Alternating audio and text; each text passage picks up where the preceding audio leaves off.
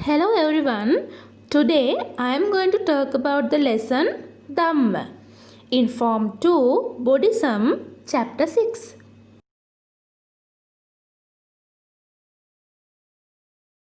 In this lesson you will be able to learn meaning about Dhamma, qualities of Dhamma, importance of learning Dhamma and 3 unwholesome roots.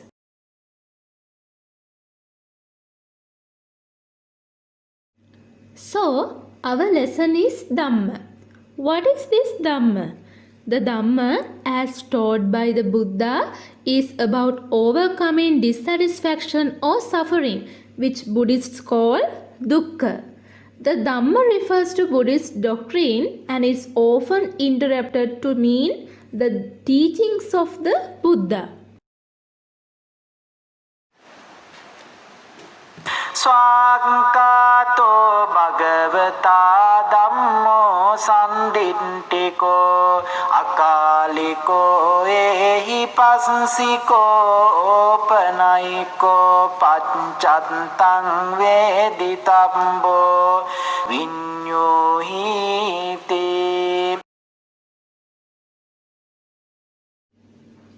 There are 6 qualities in the teachings of the Supreme Buddha. The first quality is known as the Swakkhata. Akkhata means presenting and Swakkhata means well presented or preached. So, what exactly does it mean? That is, the Dhamma preached by the Supreme Buddha is of immense use. Its beginning, middle and end are friendly. It consists of clear meanings, clear words and of clear description of the direct path that leads a person to realize the life and Nibbana. This is why the Tathagata's wonderful Dhamma is Swakkhata. The Supreme Buddha's Dhamma also consists of the quality known as Sandittika. It means that the results of the Dhamma can be seen in this very own life. If the Dhamma doesn't have this quality, none will be able to attain any of the path and fruition. It is because the Dhamma is Sandittika. The people who attained path and fruition were found in countries where the Buddha's teaching were spread. In Bodhiraja Kumara Sutra shows that Sandittika quality proper way. In there is a saying about Buddha. It is, "Dear Prince, let there be a night and day.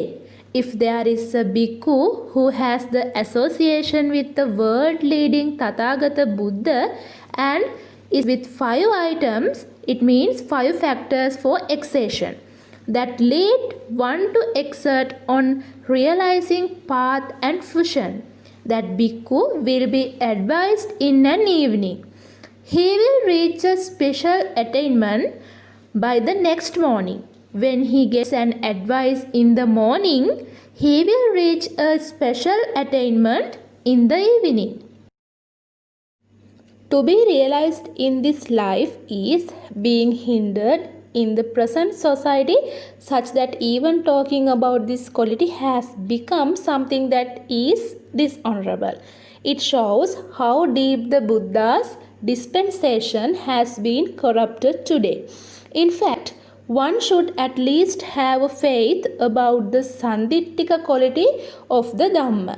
The Supreme Buddha preached in the Satipatthana Sutra that a bhikkhu would become Arahat or Anagami within 7 days if he practices the path in the way the Buddha advised. Arahat means the state of attainment of the Nibbana, and also Anagami means the third fruition, which is one step below to the Nibbana. What the Supreme Buddha preached in the Bodhiraja Kumara Sutra was that one who gets his advisors in the morning will attain the path and fruition in the evening of the same day. In order to be that successful, the bhikkhu must have 5 talents, as the Buddha showed in the same discourse. The bhikkhu must have faith about the Supreme Buddha's enlightenment. He shall be healthy. He shall be free of fraudulent and elusive nature, and a person who would disclose his true nature in front of noble human beings of higher moral qualities. He must have a great effort governed by realization to eradicate defilements and to cultivate merits. He must also have a sharp mindfulness which helps develop in the Vidarsana Prakshana. It means wisdom of contemplating the true nature of things. It is, in fact, a disgrace to say that there are no wise people with such qualities or talents in the world today. There can be such people at least to a certain level. If the Supreme Buddha's teachings were not be heard by such people, they will also get corrupted. This is what the Supreme Buddha preached. Therefore, if a disciple have a genuine respect to the Buddha's teachings, what he must do is showing the Dhamma by highlighting its qualitative value to others, isn't it? Therefore, the Bodhirajakumara Sutra is indeed enough for you to understand what the Sandishtika quality of the Dhamma means.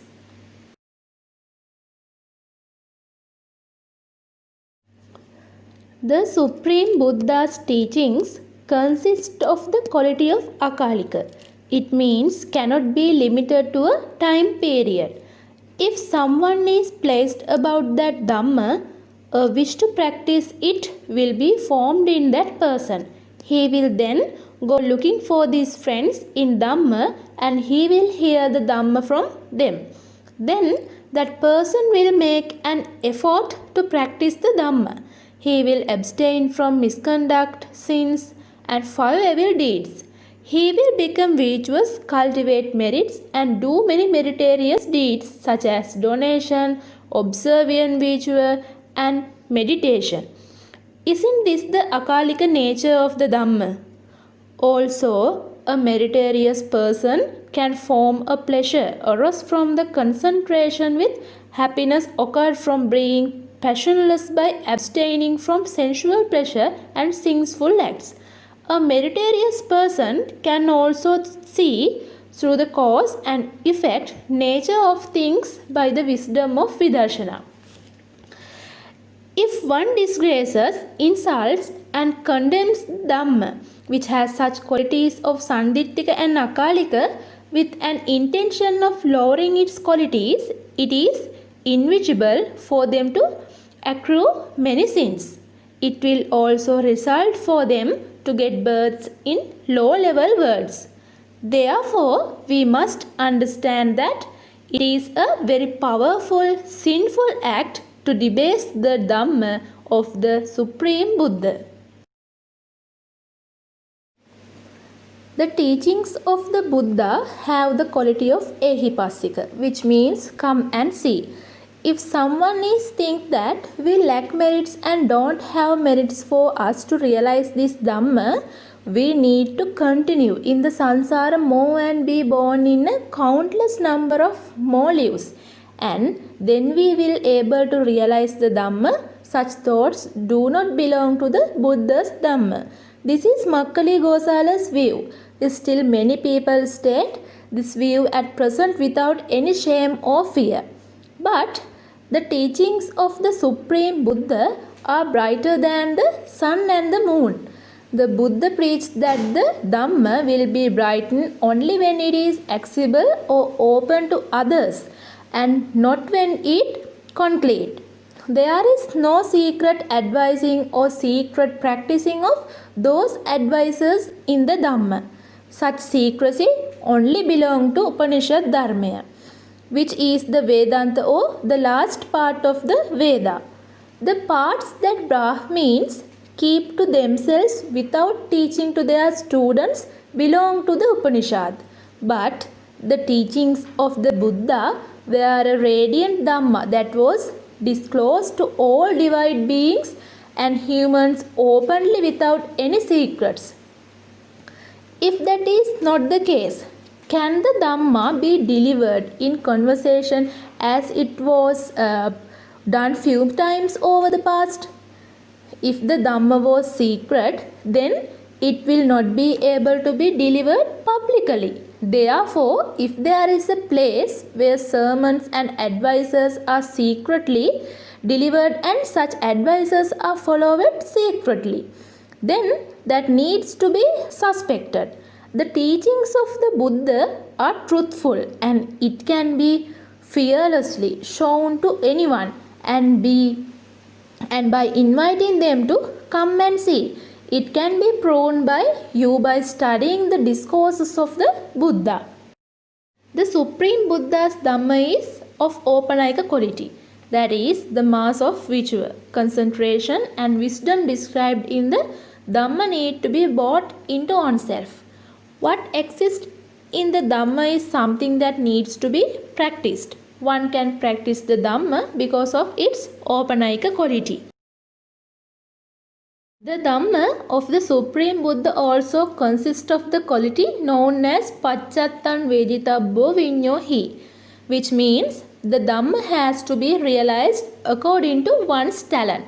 That is, people of various meritorious qualities come to the Dhamma and various types of talents are arisen in them when practicing the Dhamma. Because of this reason, some of them attain the third state of the path and fruition, Anagami, and some the Nibbana. This implies that the Dhamma is realized by each person separately. This quality of the Dhamma, the way of realizing it by each person according to their separate wisdom, is known as the Paccattan Vejitabbo Vinyo Hi. What are the three unwholesome roots? The three poisons or the three unwholesome roots in Buddhism refer to the three root kleshas. In the Buddhist teachings, the three poisons are the primary causes that keep sensual beings trapped in samsara. These three poisons are said to be the roots of all of the other kleshas. The three poisons are represented in the hub of the wheel of life as a pig, a bird, and a snake. When we are talking about importance of Dhamma, the Dhamma reveals truths as taught by the Buddha. It also gives people a way to live life that can lead them towards achieving enlightenment. It encourages Buddhists to follow the Noble Eightfold Path and to practice meditation. If one gets a chance to realize the Dhamma comprised of such qualities in their own language and in easy to understand words in this era, how fortunate it is. Therefore, it is indeed a great advantage to see the discourses of the Buddha being common in this human world.